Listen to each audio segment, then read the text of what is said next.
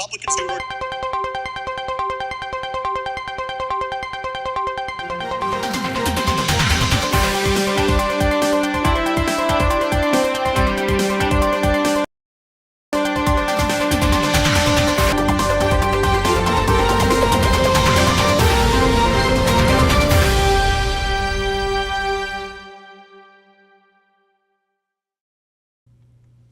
Good morning and welcome to Get Real America. I'm Bill Edwards. I'm Brittany Brown. Happy Thursday. So happy it's Thursday.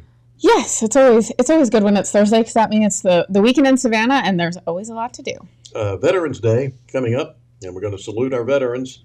As a veteran myself, thank you, though, for those of you who have put on the uniform, volunteered to defend this country with your life, and those of you who have are serving now. We appreciate you very much. Yes, absolutely, especially as we go into more turbulent times. Oh, yeah. Turbulent is one of the main words as they keep attacking. The enemy keeps attacking over in the Middle East, some of our bases, and keeps chiding us. And our answer is, please don't do that anymore. We're just here as advisors. Yeah, being weak is really working out for us, isn't it? Yeah, it really is. I did see breaking news yesterday as the debate was going on that... There was a debate last night. Yes. Most of you probably didn't know because it was not... No one cares, honestly. On the National Barack channel. Yeah, well... Don't get moved there. Well, that's the thing. I don't know what Rana's trying to do here. I do think they interviewed her after the debate last night, and she did say that the reason that she's like, we have to understand that 42% of people in this country are now independent. And that's the first time I had heard that. I hadn't heard that either. That needs to be fact checked, but that's what Rana said. So if Rana said it, then it must be true because she's definitely been super honest with everything she's been doing, right? Yeah. As she spent money on flowers and Lululemon. So very, very interesting debate last night. I will tell you that hands down, I believe that Vivek took it home. He was definitely the most aggressive up there. And here's the other thing that people don't understand. The older generations do like that calm, even toned. The younger generations, we like the firebrand. We grew up in social media world. So we like it a little bit. We like to see someone that's a little bit more fiery and that's going to tell it how it is and kind of like goes for the jugular. And I think he did that last night. And one of the his opening statement, I think, was probably one of the best zingers. He got a couple in there. And it's actually when they asked him about, the losses that happened in across the nation on Tuesday. Yeah. Swami, let me turn to you. Please make your case. Why should you be the nominee and not the former president? I think there's something deeper going on in the Republican Party here, and I am upset about what happened last night. We've become a party of losers at the end of the day. It was a cancer in the Republican establishment. Let's speak the truth. I mean, since Ronna McDaniel took over as chairwoman of the RNC in 2017, we have lost 2018. 2020, 2022, no red wave that never came. We got trounced last night in 2023. And I think that we have to have accountability in our party. For that matter, Ron, if you want to come on stage tonight, you want to look the GOP voters in the eye and tell them you resign, I will yield my time to you. And frankly, look, the people there cheering for losing in the Republican Party. Think about who's moderating this debate. This should be Tucker Carlson, Joe Rogan, and Elon Musk. We'd have 10 times the viewership, asking questions that GOP primary voters actually care about and bringing more people into our party. You think the Democrats, and we've got Kristen Welker here, do you think the Democrats would actually hire Greg Gutfeld to host a Democratic debate? They wouldn't do it. And so the fact of the matter is, Kristen, I'm going to use this time because this is actually about you in the media and the corrupt media establishment. Ask you, the Trump-Russia collusion hoax that you pushed on this network for years, was that real or was that Hillary Clinton made up disinformation? Answer the question. Go. Mr. Ross. Sorry. This is how we get our country back. We need accountability because this media rigged the 2016 election. They rigged the 2020 election with the Hunter Biden laptop story. Mr. Ramaswamy, and they're going to rig this election. Your time is up. Accountability. Let me turn to Governor Christie. Why you? I love it when he calls them out. Yes, well, Ronna McDaniel not happy. It was reported yesterday by someone that was sitting near her that she called Ramaswamy an asshole. And she said he's desperate because he's doing bad in the polls. He won't be getting a cent from us. She also was noted as loudly booing him as he did go after Nikki Haley last night. He did. Multiple times, yes. But the thing is that is breaking a Republican rule, Miss Ronna McDaniel. You have to stay out of the primaries. Mm-hmm. So the fact that she said that he won't be getting a cent, not a good look. Not a good look, Ronna. And I'm sure she's facing a lot of pressure. People are very unhappy. And guess what? You're at the top. So you were to blame for a lot of things. Unfortunately, that's just the way it works. And you signed up for the job. You begged people to keep you in that seat. So if you don't like the heat, get out of the kitchen. From the people who actually who donate money, I think that he won't need Republican money from the reaction he might have gotten from the general public. I think his coffers are probably getting a lot more full this morning. Well, I think here's the other thing. People want to hear that reality. We're sick of hearing the politicians speak of kind of being moderate, but also saying this, and maybe we're going to appease people over here. It's just, where do you stand on the issue? We want a yes or no. We want a plan. We want more details. And I think that people are getting that from Vivek, which they're not getting from the other candidates, because it's the same old talking points that the Republican establishment has always had. Steve Stanton Sr. says, big salute to all veterans. He also said something about why are we still having debates? And then There's another one next month in case you missed that one last night. Yes. Mary McCann Hybrider sent us some hand claps, some applauses. And she is her uncle's niece. I guess I don't know. Oh, Ronna McDaniel. Mm-hmm. And Mary McCann Hybrider says, Rhino Romney's niece. Yes, absolutely. Very interesting how when you look at the politics, you look at the politicians, how interconnected they are to each other. A lot of relationships that are quite interesting to me, especially when you look at people like Gavin Newsom and him being the nephew of Nancy Pelosi. I'm sure that there is no coincidence there. Even when you look at the bureaucracy, you look at Anthony Fauci. His wife also worked for NIH, had a different last name, but did work there, and his child worked for Twitter. So very interesting connections that you see when you start looking. I kind of want to do like a murder map, like where you do the strings to different people. Yeah. It would be quite interesting. Yeah, and we got to hand it to Newsom for that trip to China. That was brilliant. He almost killed a Chinese kid when they were playing basketball. I even sprained his own ankle. And then with all of the things, think about all the things that are going on right now. And he sat down and said, what we've come to the conclusion of really is that the biggest threat, of course, is climate change. Which wouldn't China be the biggest producer of as a matter of fact, they are. Emissions. Yeah. So we're worried about something that might happen 125 years from now or more, as opposed to all the bombs that are falling now.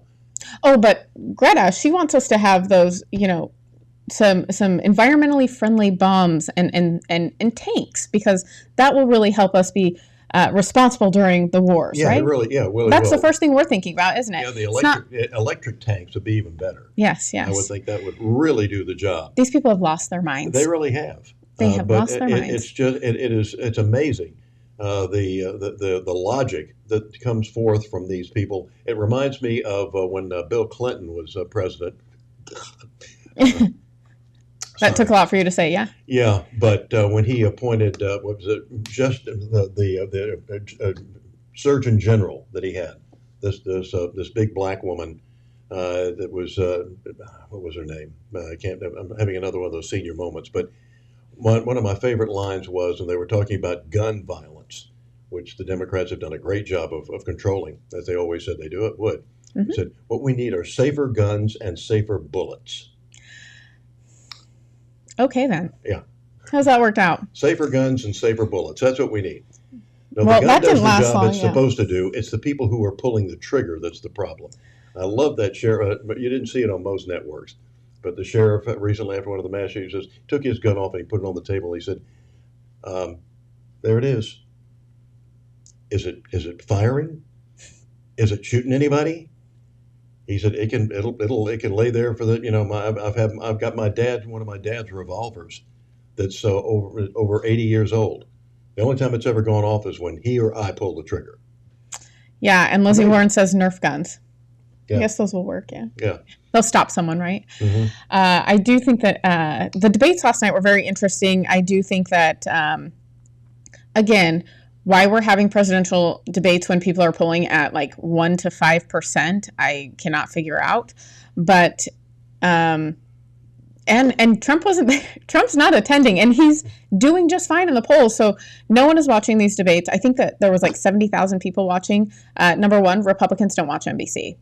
It's probably, I mean, exactly. No one wants to listen to Lester Holt and I can't remember that other gal's name that Vivek went after, but people don't want. No.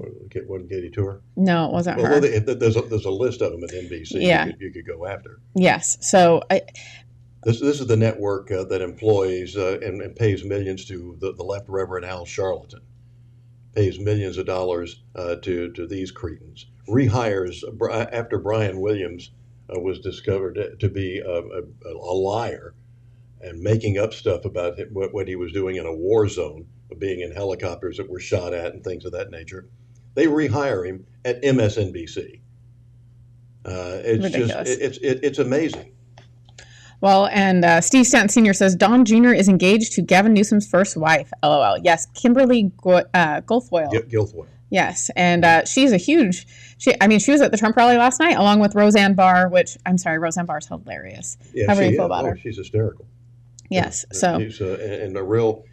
She got fired when they reintroduced her show, when they brought back the Roseanne Barr show, and she said something about Valerie Jarrett, and they considered her a racist.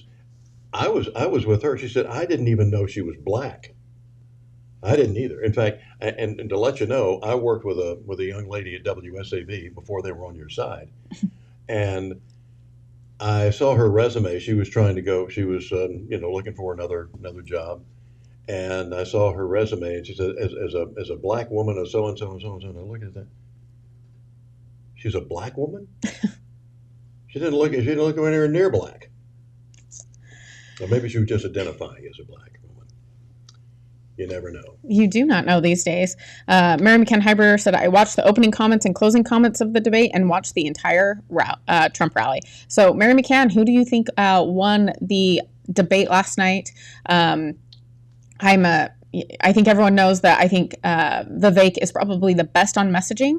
I think that he is reaching younger people, which the Republican Party has failed to do. I think it's been a real struggle for them, and I don't know that they are going to be able to figure it out. I'm a little bit nervous for 2024 as we're seeing Joe Biden commercials already for how wonderful he is as a president. Oh, wow. And boy, he is really something else. If you listen to those commercials, he is really something else. He cares about the economy and the working class. Yeah, but there was one with a black farmer that I was a jaw dropper for me about how he's helping the families and what he's doing for farmers and how he's helping the economy. And like, did I grow up in a parallel universe somewhere?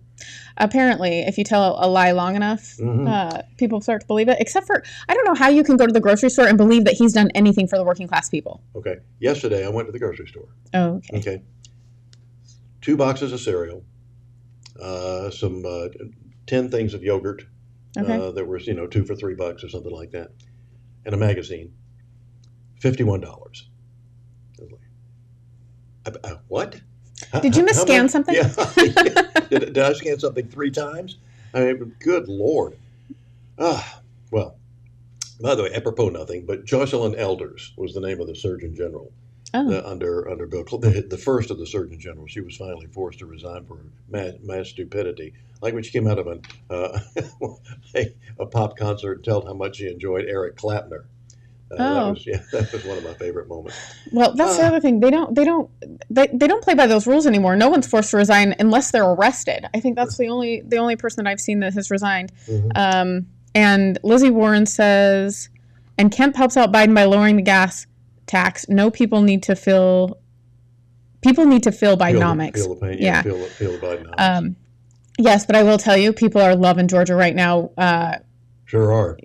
People are saying, I love coming to Georgia because I can afford the gas here. It's coming up next week. We got, Joe Gotta Go tour. Yes. And Bruce Carter, and he was saying how much he loved the gas prices. He's like, I can afford to be in Georgia for a while. That's right, because he's driving a bus that's, the size of the Empire State Building.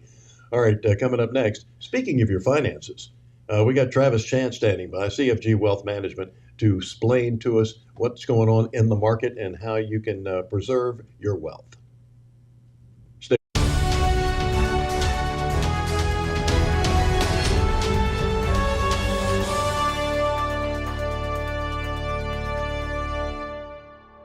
If you ever heard America, it's time to get real. I mean, we really got to do, and we have something big going on Monday. What is it, Brittany? We have Bruce Carter with us, and he is going to be talking about the Joe Gotta Go tour. Y'all better tune in Monday, because guess what? We really got to preserve America. Me and Brittany got a plan. See you Monday. Serving the Savannah area with the power of the Shield since 1934, with personal insurance, employee benefits, and business insurance. With integrity, security, and trust. For more information, go to thepoweroftheshield.com. Accident that I ended up writing music for a living because I think I lived in a house where I saw how deeply it affected everyone in the house. And just how much everyone defined themselves by the music they listened to. Music as a framework, I think, gave my parents my identity from a young age. You can like any music that you want if it makes you feel happy. And now when I hear certain songs, I think of them, and I think of them in their happiest state, and it makes me happy. if they seem like they're having trouble talking about something, I try to tell them about a time when I felt something similar. Whatever the issue was, we would tell them the pros and cons and how important it was that they had come to us because we could always help them. I think the real important point, we always told them, no matter what you do, no matter what happens, we will help you through it no matter what it is. Foxy Loxy, Coffee Fox, and Henny Penny, making life better for Savannahans with their kolaches, tacos, coffees. They're just amazing. Buy local and keep the torch lit. Greetings. I'm Brittany Brown. I'm Bill Edwards. We're the co-hosts of Get Real America. We're the CEO and the president of something we call the Local Spin, and there's a reason we call it the Local Spin. We want to cover stories that really impact your life at the local level. Don't have a local business? No problem. If you know people that have a local business, make sure you reach out to them and let them know that they should advertise on our show. Our rates are extremely reasonable, a lot better than you find in most of the media in this town, and you will get results. I promise. You will be investing in something that's important. If you don't have the ability to donate, make sure you like our page and share it with your friends. Have you always wanted to own a local media company? Well, now's your opportunity. Here we are. Make sure you become an investor today. Make sure that you go to thelocalspin.com/GRA and donate there. We want to provide an evening and morning news to you in a way that you've never seen before, but we need your help. Yeah, this is something that what NPR said that they were supposed to be. NPR gets something in the range of $450 million of your tax money every year to slant the news the way they want to and to not cover stories that they need to be covering. You need local media. Make sure to check us out and donate today.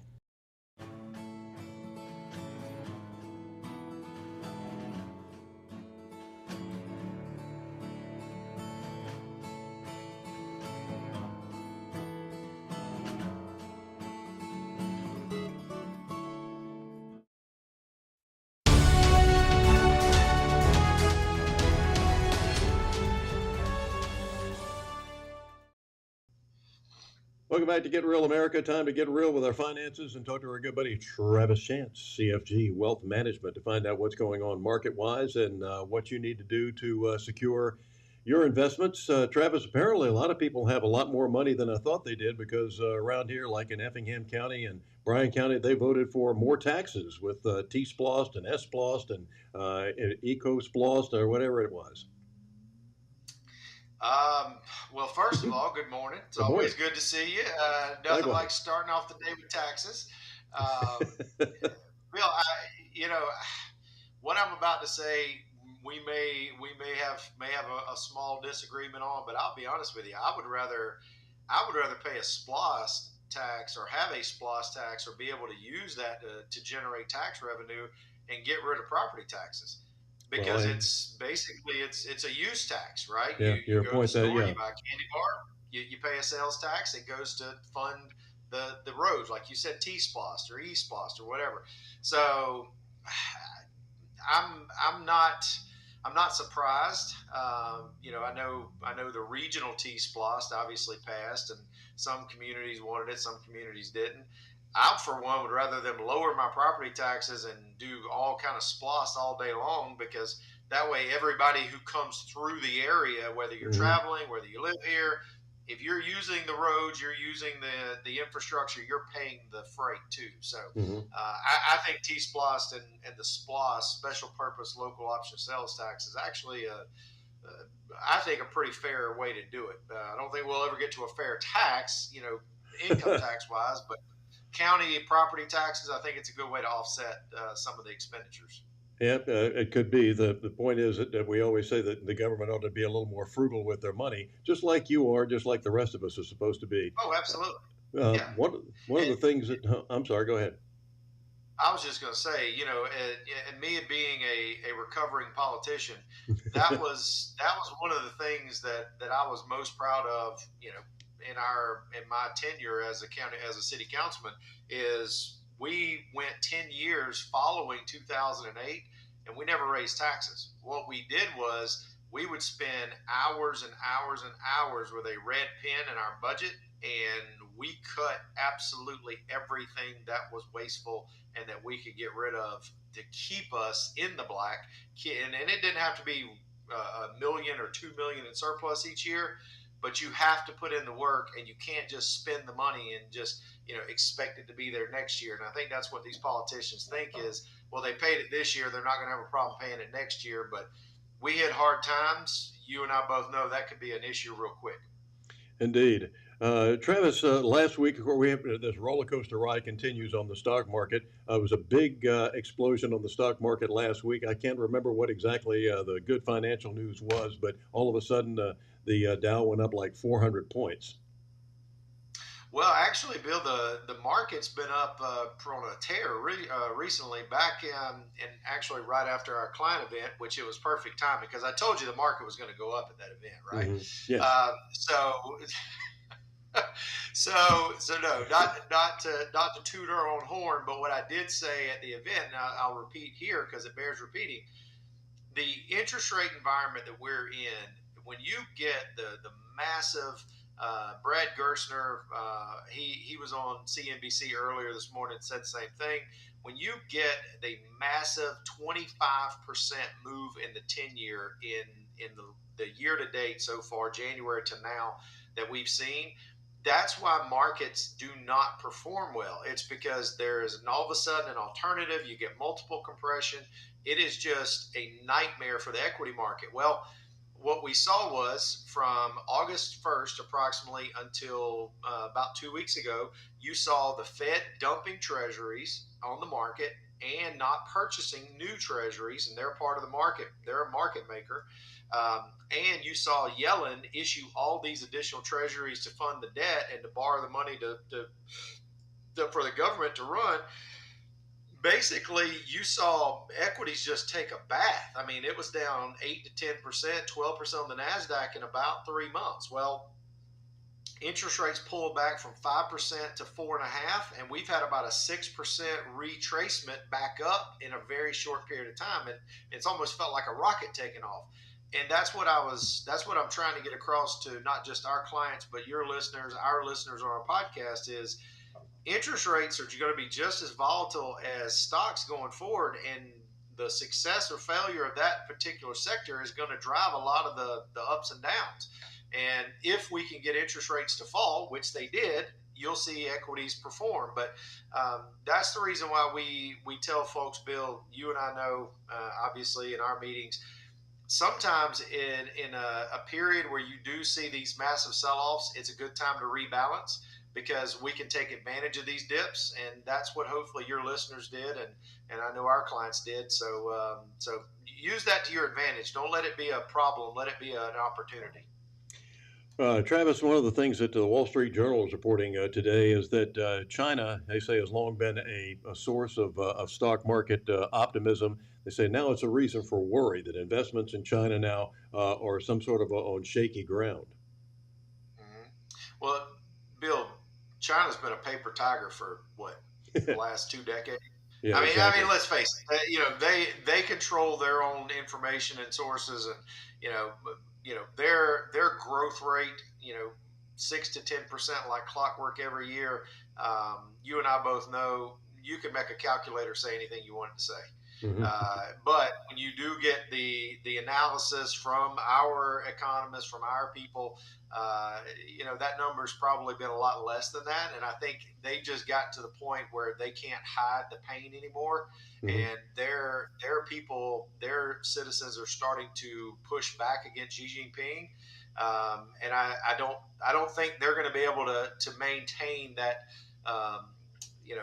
Where China's going to rule the world appearance for the next foreseeable future, because they're running into some real issues as well. So, um, is China still one of the largest economies on the planet? Yes. Do they have billions of people that are consumers that are going to still buy products? Yes. Are they going to do it at the rate they've been projected in the past? Probably not. But I don't think it's a reason to just chunk everything because China's having some issues. I just think that chickens are coming home to roost, and we got to wait till sunrise so they can crow again. Well, I think that also opens up other markets, does it not? India Absolutely, absolutely. Yep. seems to be a good investment these Opportunities days. in other places. Yeah. Yep. Opportunities in other places. I mean, one of the areas that I think has a lot of potential to take some of this market share is India. Mhm. India is definitely a rapidly growing economy that we're starting to see them continue to expand. You're starting to see more and more businesses. Consumers are starting to increase spend and market share. So I think we can always kind of get down when we read some of this stuff, but there's obviously, if one person is having a bad day, one person's having a good day. We just got to go find the good day. Yeah, for sure. But what about coming on shore here? What looks good as far as investments go in American businesses? Bill, I'll be very frank with you. I think there's no reason to think other than what Warren Buffett said. It's tough to bet against America. Regardless of what our political state is right now, and you and I agree that it is not great. But I do think it's hard to kill the American spirit and the American economy. I think that with COVID now being a distant memory, we're working through the stimulus. I mean, heck, Bill, there's still, which is one of the reasons inflation's been so sticky, there's still billions of dollars, if not trillions, sitting out that haven't been spent yet that are continuing to drive expansion and drive roads and bridges and infrastructure, and all these things are going to take employees and take product and create consumption. So I don't really know. I think the financial market, meaning like banks, probably going to continue to struggle because of where they were following COVID and following the interest rate environment being where it was. But it's very tough to bet against tech. It's very tough to bet against consumers, and it's very tough to bet against industrials, because I think what COVID taught us was we can't continue to bet on China. We can't continue to bet overseas. We got to bring some of this home so that Mhm. we're not put back in that same position we were in during COVID, where we were held hostage. So Yeah. I think that. Go I ahead. was gonna say, have you seen any of that? For example, when COVID hit, I was appalled to find out that 90% of our pharmaceuticals were made in China. Are we seeing any of that come back on shore? Have you seen anything from big pharma or anybody else like that? I'll be honest with you, Bill. I haven't really. Biotech and pharma is not really. It's not something that we focus a great deal on. Good. I do know that some of your bigger pharmaceutical companies, obviously, where there's money to be made, there's going to be a will that's going to follow it, right? Where there's a will, there's a way. They're going to make money. Yeah, boy. So I do think that they know the big pharma companies bringing, which I didn't realize this. Did you realize that acetaminophen, the main ingredient of Tylenol, we get almost all of it from China? I did not know that. things like that just really blew my mind during COVID, or the generic what was it, antibiotics. I mean, Hmm. things like that you would just think like that's a no-brainer. Why is that not made in Kansas, or why is that not made in the heartland or whatever in Exactly. America? But we were getting it from China, and I think if these companies have any sense under this great flag that we fly, they need to be bringing that back over so that we, like I said, they can make money. Maybe not as much as getting it cheap labor and cheap costs in China, but they can still be profitable and obviously serve our needs and not put us back in that like I said, that really difficult position of having to get it from someone that's not being cooperative, i.e. China. So. Heading down the home stretch into this fourth quarter now. We got the holidays on the way. The retailers think it's Christmas the day after Labor Day, but as far as So does Walmart. yeah, I know. So coming down the pike here, how do you look at this? How we close out the final quarter and getting ready to start things over in January? Bill, I'll be honest. I don't think it's going to be a blowout quarter. I don't see people going out. I mean, because inflation's still high. We've still Hmm. got gas prices. Even though they've come down, 25 to 50 cents a gallon, it's still 250 to 275 to fill your car up per gallon. Yeah. So I don't see it going up, 20, 30% beat, and all of a sudden us just having this explosion of consumer demand. But do I think we're going to be 3 to 5, 10% above last year? Probably. I think that's entirely possible. Now, where we go from here, as far as I read a meme the other day, which I thought was really really interesting. It said Black Friday, we've got enough flat screen TVs. If you could just put groceries on sale, that'd be great. So Yeah. I think if we could get some Black Friday deals on some ribeyes and some ground beef and some staples, I think we would probably appreciate that more. But are we going to still be redlining the consumer meter? Probably. Just I don't think it's going to be this gangbusters blowout quarter that maybe some people are hoping for. Yeah, I have a feeling you're right.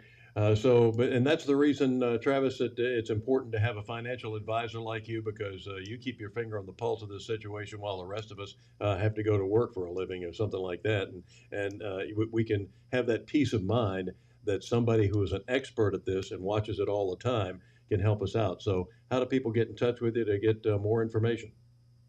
Absolutely, Bill. 877-269-0839. That's 877-269-0839.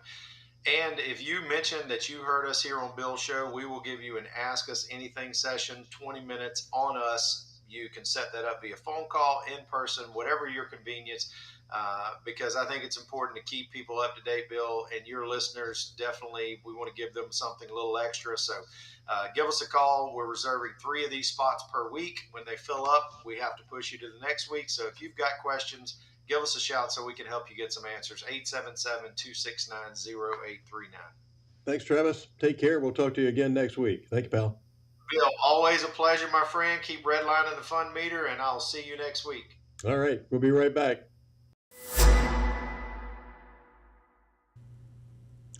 Always fun to have Travis, and keeps Yes. us kind of talks us off the ledge every once in a while. Yes, if you don't have a financial advisor, you definitely need one. And Travis is great because he also understands how politics impacts the markets, which I think some of them actually don't really understand. Mm-hmm. So, and he served in a political office, I mean, albeit on a local level, but still he knows some of the inside information, how things work. And you got 20 minutes of free advice on us. Just tell him you heard it here. yes, so make sure you check out Travis. And, Jay Ratliff's always with us on a Thursday and always has something interesting to tell us about the airlines. Yeah. You're going to be flying next week, so Yes. you'll be interested in this. Yes, We'll I took talk his about advice and got the first flight out. So it. Good for you. Yes. All right. Jay Ratliff coming up next.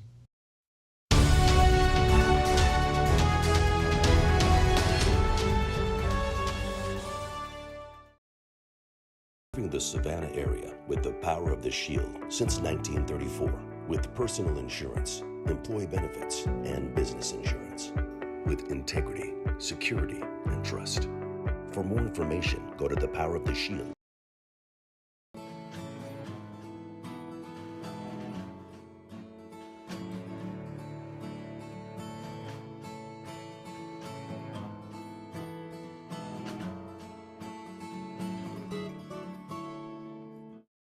If you ever heard America, it's time to get real. I mean, we really got to do, and we have something big going on Monday. What is it, Brittany? We have Bruce Carter with us, and he is going to be talking about The Joe Gotta Go tour. Y'all better tune in Monday, because guess what?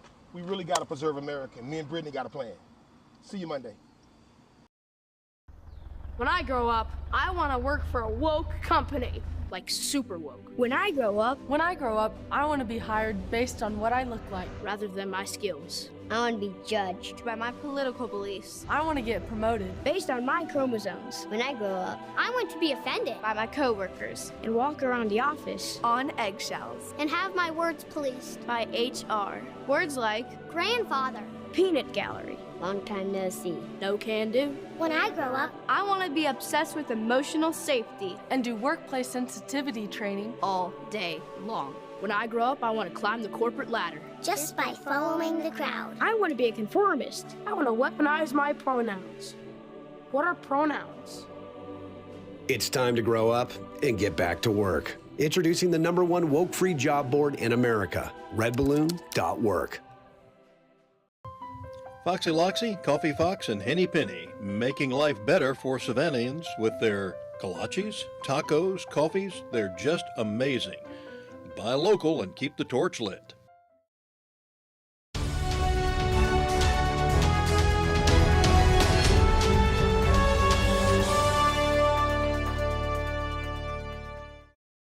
Welcome back to Get Real America, and it is time to talk to our good buddy Jay Ratliff, iHeart Aviation analyst and expert on what's going on the ground and in the sky. And Jay, we're getting ready for a Veterans Day coming down the home stretch here. I understand that there was a family that got on a Delta flight, and their kid apparently had some allergies concerning almonds or something like that, so they asked one of the flight attendants not to serve almonds, and the flight attendant said no, she wasn't going to do that.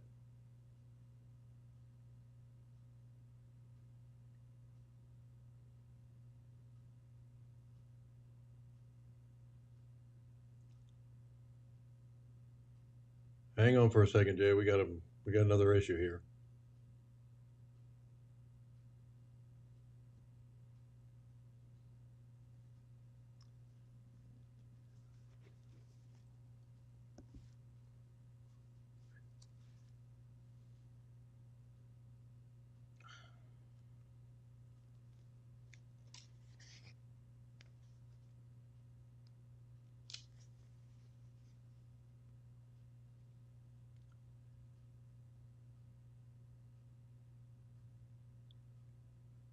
All right, Jay.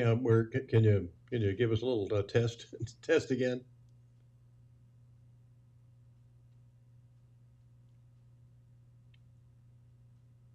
Had several very serious reports that we've had where people that had allergies, severe ones, went into an anaphylactic shock, and Wow. their airway closed, and they were in the process of dying.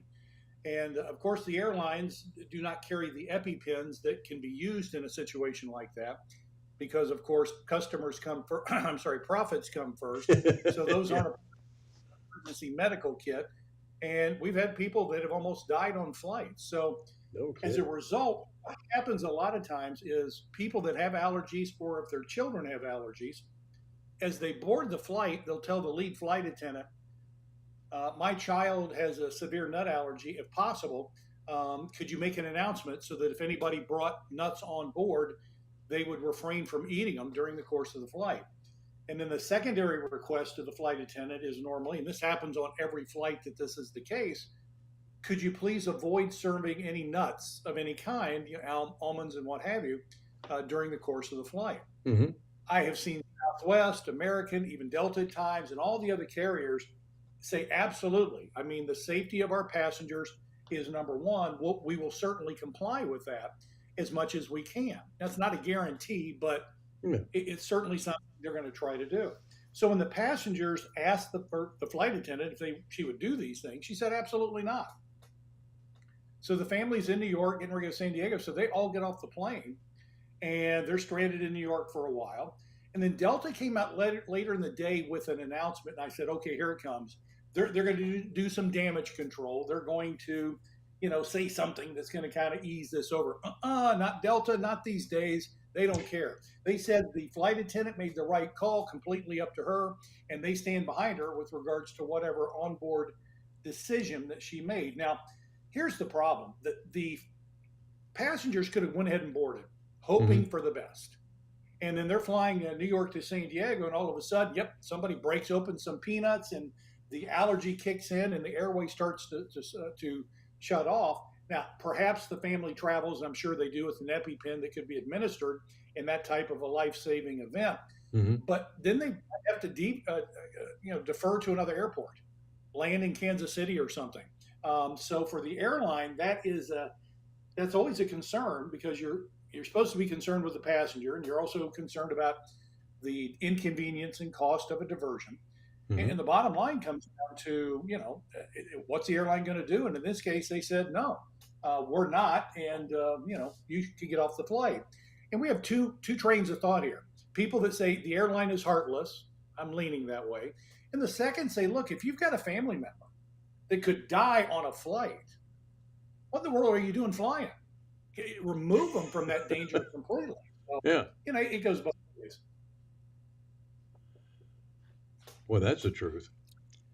Yeah, it's sad a lot of times that we just can't see the customer service levels that we had, 3 years ago. I'm not even, longing for the days of decades ago. I'd like what we had 3 years ago, Yeah. So Delta's not offering him a free trip to Hawaii or anything like that? Let me think. No, no. Delta said no. It was the family's choice to get off the plane. And they may have waived the change fee on a future flight. I doubt it, to get them home. But the bottom line is that in this day and age, you and I've talked about it for years. If you get customer service at an airport, go buy a lottery ticket. Because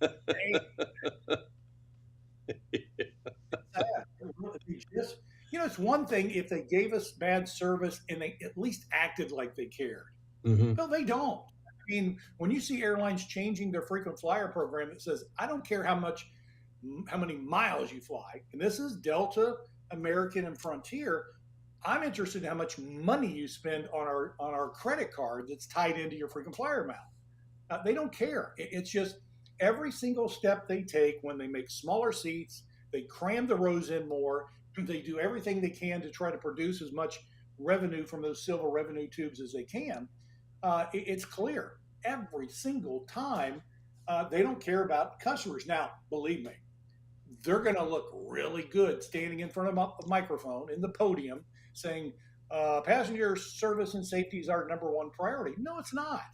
I can give you decades worth of examples where that obviously wasn't the case. They're politicians, and I listen to them like I do politicians. Just mute it, because anything they're saying is probably not going to be accurate. And we see that time and time again. Oh, brother. All right. Well, hopefully for better days here. Holidays are on the way and stuff like that. But speaking of holidays, we were expecting packages, and we have these overnight things that we love to get, and fast service and fast delivery. And UPS, of course, stands out in that, along with FedEx and others. But I understand that I don't know if there's financial situations or whatever at UPS, but they're asking pilots to voluntarily resign. Yep. Take an early buyout. Goodbye. Because what they're seeing is they have a surplus of pilots. Yes, really? I said that. They have a surplus of pilots, hundreds of them. And they're looking at the slowing economy saying, we don't have enough business to keep you flying. So they offered a buyout, and I think they had 200 pilots that took advantage of it. Bill, per my notes, they have 3,500 pilots. They've tried to get 200 of those to get off the payroll, and they were successful. This comes after last Friday, when FedEx, who has 5,800 pilots, sent a letter or email to all of their pilots saying, business is slowing down. Get this. You might want to go fly somewhere else. Now, you and I have talked about for years with regards to a pilot shortage. Yeah. And now FedEx is saying, we can't keep you all busy. And you might want to consider, and hats off to FedEx and to UPS by trying to, at least let them know what's going on. Mm-hmm. But the FedEx pilots, I feel for them because they were offered a 30% pay raise in July. Wasn't enough. We want more. I wonder if they wish they could go back and, I don't know, maybe redo that vote again, because right now there's no chance they're going to get that. But here's the nice part of the FedEx story is that one of the regional carriers for American Airlines is looking for captains. And they're saying to UPS, they're also saying to FedEx especially, if you are a captain with some seniority at FedEx, come fly for us. We will put you in the captain's seat. We will give you seniority that's comparable to what you had at FedEx. And then we'll give you a $250,000 hello sign-on bonus. What? Oh, yeah. I'm going to go get my pilot's license. Well, then we got to be captains, and I'm afraid that's going to take some time. And darn, clock may run out on me if I try it. So, but yeah, that's what is going on, because we still have the pilot shortage on the commercial side. Yeah. And even though we're seeing a slowdown in domestic travel, and we are considerably, that's been the move on the cargo side of things. Plus, you have to wonder what the future of cargo delivery is going to be.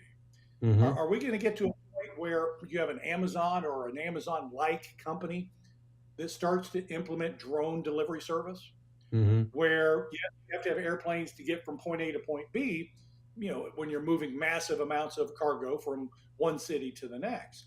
But then how do you distribute it from that distribution center to the homes or wherever it might be going? And we could see some automation that might kick in that would cause a FedEx or a UPS to go the way of Polaroid. Don't know.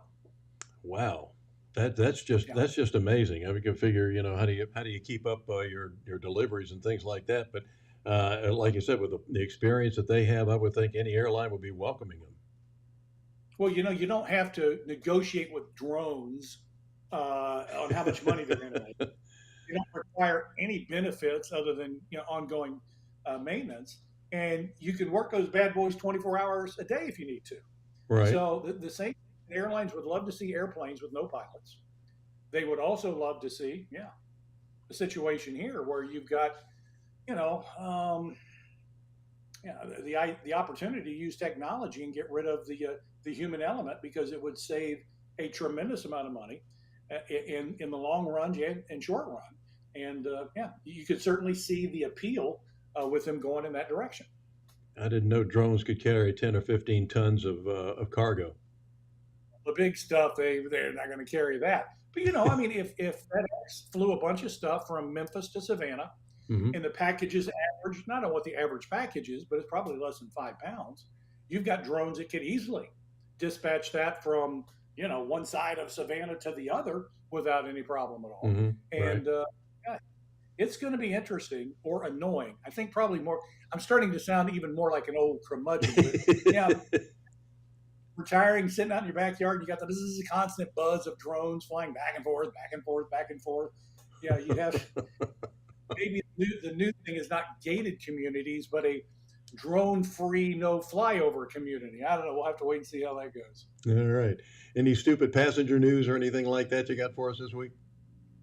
Well, we did have a lady that went nuts on a viral video because she had the gall of reclining her seat.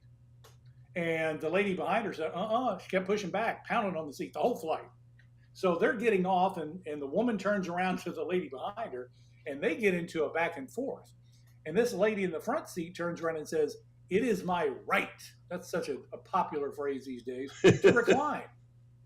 And the lady says, not when you're in my lap. So the video goes viral. And of course you have the comments going 50-50, where half the people say, "Oh, no, you shouldn't recline. It's rude." And then you've got all of these other people that said, "Yeah, but if the seats were designed to recline, why not? It should. If they're making it available, you should be able to do it." And of course, I feel like you can recline if you want, but I'm always aware of who's behind me. And I'll tell you this, when those seats were designed to recline, it's when we had a lot less, had a lot more room rather between the rows. Yeah. And of course, probably one of my favorite stories of the week was a lady in Australia that missed her flight. She showed up at the gate too late, and she sees the plane being pushed back and getting ready to taxi, and it starts the taxi. Bill, she goes down to an emergency exit, busts through the door, goes running down the ramp, and is chasing the airplane across the tarmac. Well, the flight crew sees her, and that's a very dangerous place to be. You get within 30 feet of those engines, that could be deadly. So they shut the engines down quickly. And this lady's walking around underneath the belly of the aircraft trying to figure out how she can get on. And she did not. Police showed up to escort her out of that dangerous environment. But we see it's in Europe. We see these all the time. It's almost an Olympic sport over there where people chase. Seriously. And it's just, you look at it thinking it's like a dog that chases a car. If the dog catches the car, what's it really going to do? And it's the same thing here. This lady's walking under the airplane. Okay, you successfully got out there, but there's no way in the world you're going to get on a plane. And I don't think that they're going to go back to the gate to pick you up after you were psycho running across the ramp. Wow. Yeah. Well, you asked, so I gave them to you. So. All right. Well, you can't make this stuff up. But Jay, have another great week and hope to see you soon. Looking forward to it, brother. Thank you. Me too. All right. We'll be right back.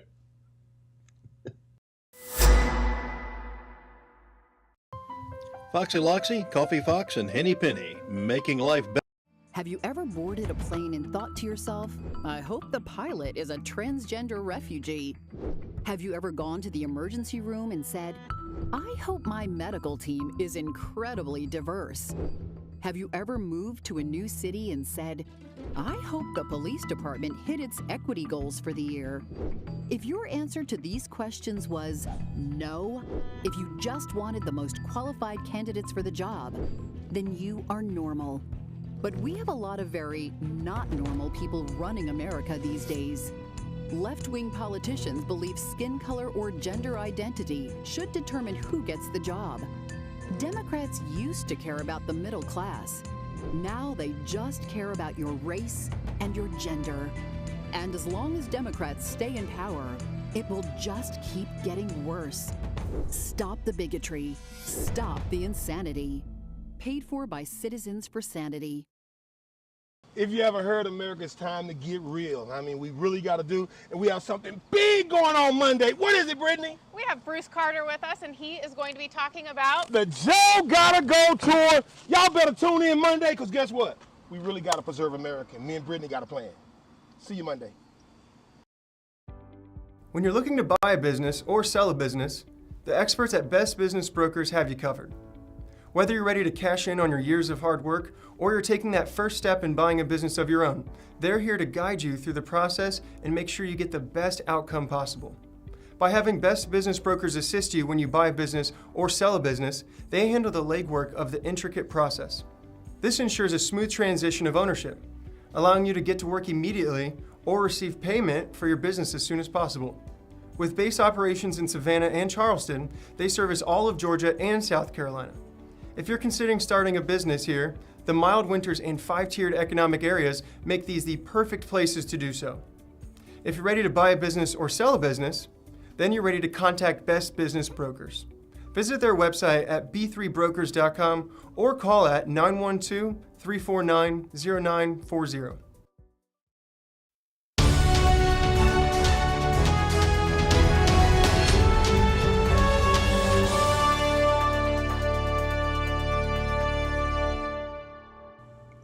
Welcome back to Get Real America. I'm Bill Edwards. I'm Brittany Brown. Glad to have you aboard here as we head down the home stretch for our week.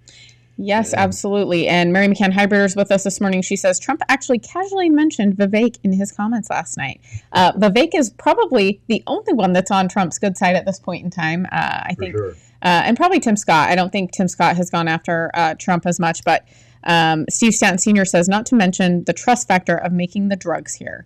Yes, I do think that that's a huge issue that no one is talking about, but I don't want to take any drugs that are made in China. Do you, Bill? Well, no, but then again, I was not aware that that's where they were made, for that matter, and many times that's it. Well, why isn't that a requirement of them disclosing where things are made? Well, there's a lot of stuff that goes on like this. There's a cottage industry that's popped up. They keep you from losing your house. Oh. That you see these ads all the time where this guy said, I went and I signed these papers and I got this house, and then they started taking out loans on it, and suddenly you're get with foreclosure. People have been kicked out of their houses, and they say all this stuff. Why is that so easy? Why don't you have to come down and show papers and identifications and everything? Well, how is it for you to get a loan? Yeah. It's not easy. I didn't think it was an easy process to buy a home. Yeah. I mean, they require a lot of paperwork, a lot of vetting. I mean, it's like... So somebody can just come in and sign one sheet of paper and say that house is theirs, and then start taking out loans on it, and you get kicked out. You're not aware of it till the disclosure notices start coming along, or the papers of foreclosures. Yeah, that's right. Well, and shouldn't that liability fall on the bank that gave the loan? It's not the homeowner's problem. It's your problem that you didn't do the vetting. Exactly. So it's crazy. Yeah. So why is that so simple? I keep thinking, for you politicians that go up and you make all these laws every year, why don't you do something about this and make it difficult for anybody and almost impossible for anybody to do that? Well, and here's the thing. Lizzie Warren just said China, Puerto Rico, India, et cetera, et cetera. Our drugs are made all over the third world. Mm-hmm. I would rather get my drugs from India than China. Yeah. I think that there's also... I should be able to make that decision, though. I should be able to say, you know what, I'm okay taking drugs from India because I don't feel like they're sending fentanyl across the border, and also probably lacing our stuff with it. Yeah. I don't trust China as far as I could throw them. I can remember several years ago a tragic story of China making a lot of our pet food, and people's dogs and cats were dying from this stuff. So you've lost a family pet. Which is, anybody who has ever had the privilege of only being loved by a dog or a cat, that's part of the family, and it's devastating. And so finally, that we finally brought that to a close. Mm-hmm. Well, if we can do that for cat food and dog food, we ought to be able to do it for our pharmaceuticals. You know what I mean? Absolutely, and our food. And then Lizzie Warren says informed consent is the point, and I think that that's the biggest thing is that. It's even hard to find the information. Mm-hmm. It should be on the label, made in China. Exactly. They've got it on all of our clothes. And even That's just true. About anything you pick up at these stores, made in China. I've got these great American flag shirts and stuff, made in China. Yeah, it does not make you feel good to buy something American, but really it's Chinese. Oh. But we do have to take a minute and recognize that it is Veterans Day this weekend. Make sure you participate in the parade. You thank people for their service, including Bill. Thank you for your service.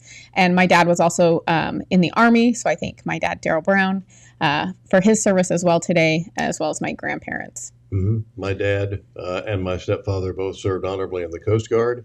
Uncle Jack and Fred served in the Navy, and it's just we've got a little bit of a history going back in our family of serving, and they served in World War II.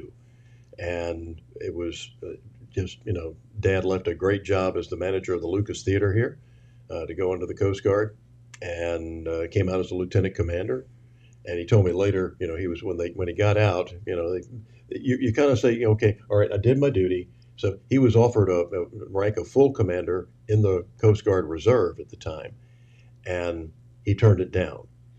And he told me, years later, he said, sure would be nice to be cashing those checks now. Yeah. Yeah.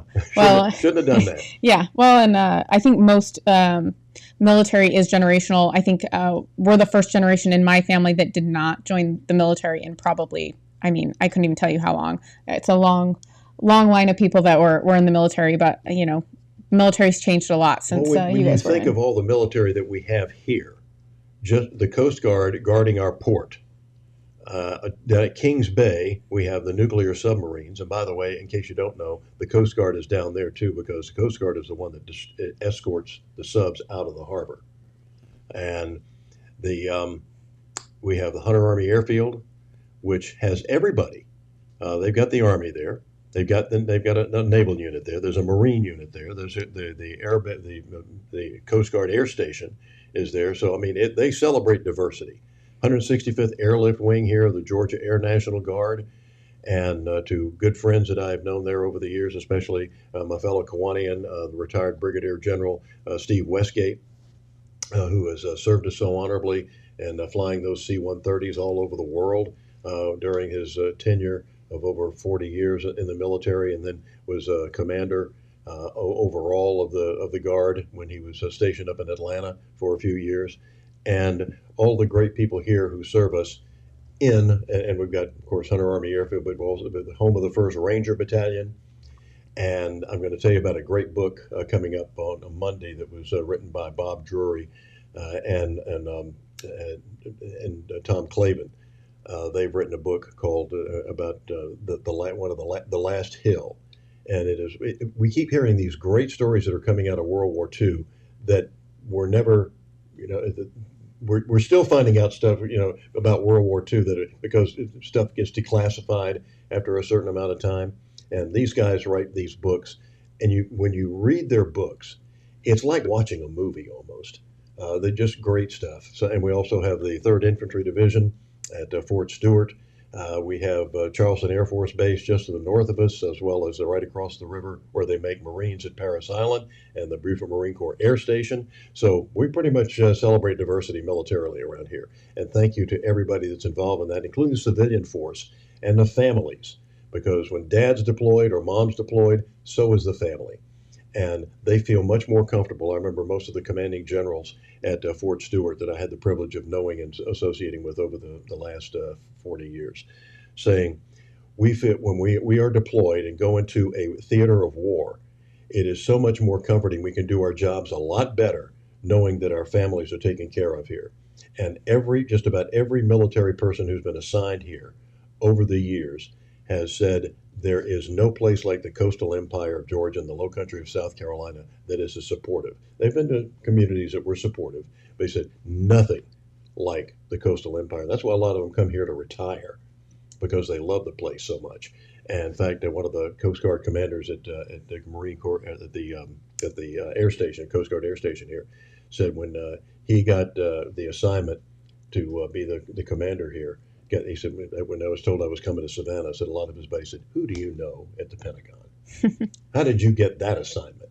It's a big deal and an important position, and so hats off to all of you. Thank you. And as we go out of the show today, we will leave you with the history of Veterans Day, but remember to become a member and support us so we can continue the work that we're doing here. Mm-hmm. Soldiers from wars both old and new march down city streets. Flags hang from homes, businesses, even car antennas.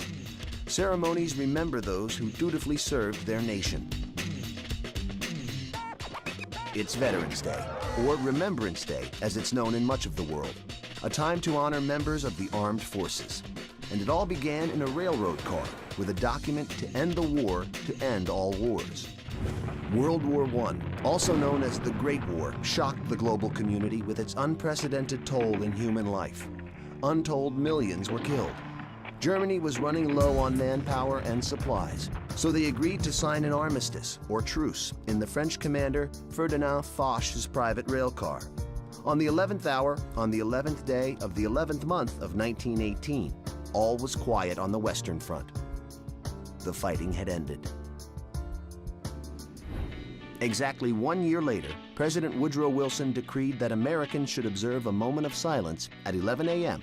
to remember the armistice and to embrace the peace. Other Allied nations commemorated the peaceful anniversary as well. In England and Canada, citizens wore paper poppies. Poppies had become a symbol of the armistice. The poem Flanders Field described a one-time battlefield. In Flanders Field, the poppies blow, between the crosses, row on row. In America, the nation's first unknown soldier was laid to rest at Arlington National Cemetery on Armistice Day, 1921. He was a casualty of the Great War. Since that first memorial, other unknown soldiers from America's wars have been interred in the tomb. and it's become tradition for the president or one of his representatives to lay a wreath on the monument every November 11th. A resolution was passed in 1926 inviting all Americans to remember Armistice Day and the soldiers who fought so hard for peace. The idea caught on. By 1938, the day was marked with so many ceremonies and parades, Congress made it a legal holiday, giving people the day off work. After World War II and the Korean War, Americans wanted to open up the holiday to include not just World War I veterans, but all who served in combat. In 1954, President Dwight Eisenhower, a World War II vet himself, legally changed the U.S. Armistice Day to Veterans Day, honoring those who served in all American wars. For a brief time starting in 1971, Congress moved the holiday to the fourth Monday in October, giving Americans a 3-day weekend. But most people rejected the idea. The traditional date of November 11th, the anniversary of the Great War's ceasefire, was too historically important to forget. President Ford reversed the law in 1975, returning Veterans Day back to its rightful date. Over the decades, the holiday has changed with the times.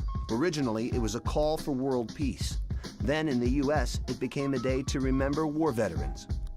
Today, Veterans Day is set aside to honor not just those who served in war, but also those who have served their nation in peace.